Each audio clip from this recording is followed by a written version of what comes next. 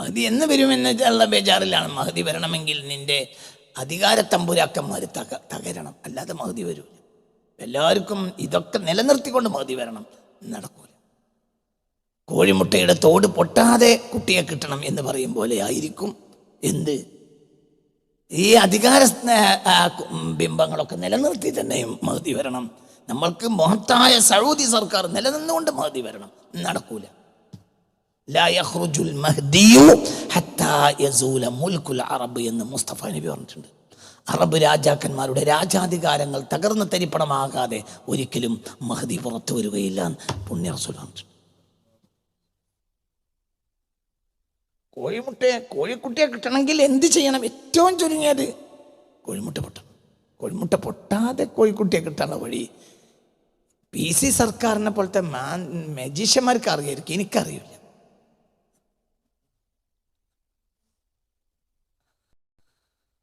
മനസ്സിലായില്ല?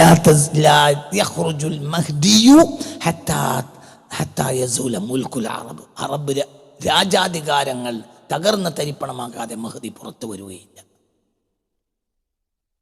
അത് തകരുകയും ചെയ്യും.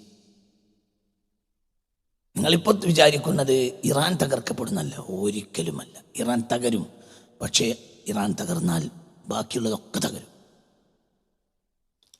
അറബ് ഇപ്പോൾ തുടങ്ങിയ യുദ്ധം ഇത് നിലനിൽക്കാതിരിക്കട്ടെ എന്ന് പ്രാർത്ഥിച്ചോളി.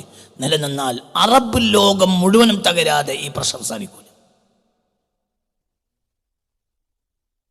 അറബ് ലോകം മുഴുവനും തകരും.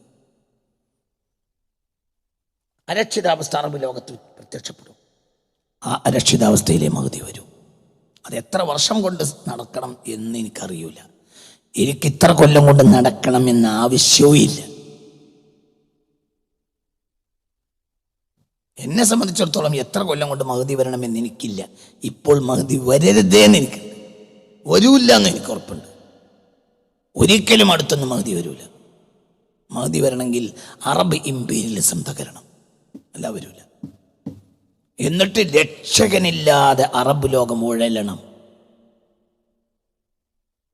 ഒരു നേരത്തെ അന്നത്തിന് അറബ് ലോകം കെഞ്ചണം. അത് അടുത്തൊന്നും സംഭവിക്കൂല, അല്ലാതെ മഹദി വരൂല. ഒരു നേരത്തെ അന്നം അങ്ങനെയാണ്. കോടാനക്കോടി സ്വർണ്ണഖനികൾ സ്വന്തമാക്കുന്നതിനേക്കാൾ ഒരു അറബിക്ക് ആഗ്രഹം ഒരു റൊട്ടി കഷ്ണം കിട്ടലായിരിക്കും. അപ്പോഴേ മഹദി വരും.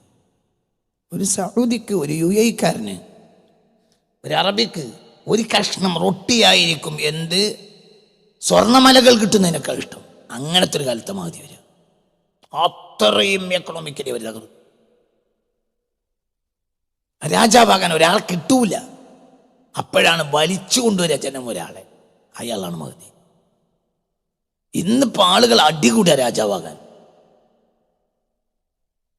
രാജാവാകാൻ കൊതിച്ചിട്ട് ജയിലിൽ കിടക്കുന്ന ഒരുപാട് അറബ് നേതാക്കന്മാർ എനിക്കറിയും. അവർ രാജാവാകാൻ കൊതിച്ചു എന്നതുകൊണ്ട് അവർ അധികാര കസേര കുതിച്ചപ്പോൾ അവർ അതിൻ്റെ പേരിൽ തന്നെ അവർ ഇരുമ്പൊഴിക്കളിൽ ഉള്ളിലായി. ഇനിയൊരു കാലം വരും, അക്കാലത്ത് രാജാവാകാൻ ഒരാളെ കിട്ടൂല അറബ് ലോകത്ത്. അപ്പോൾ ഒരാളെ വലിച്ചിട്ട് കൊണ്ടുവരും ജനം. അയാളാകട്ടെ കാര്യം നിർബന്ധിതൻ, നിങ്ങൾ രാജാവാകണമെന്ന് പറയും. ഒരിക്കലല്ല എന്ന് പറയും, നിർബന്ധിക്കും. അങ്ങനെ പരിശുദ്ധ കഅബാലയത്തിൻ്റെ മുറ്റത്ത് വെച്ച് അയാളുടെ കയ്യിലേക്ക് ജനങ്ങൾ വീഴും. അയാളാണ് മഹദി. അതൊക്കെ സത്യമാണ്.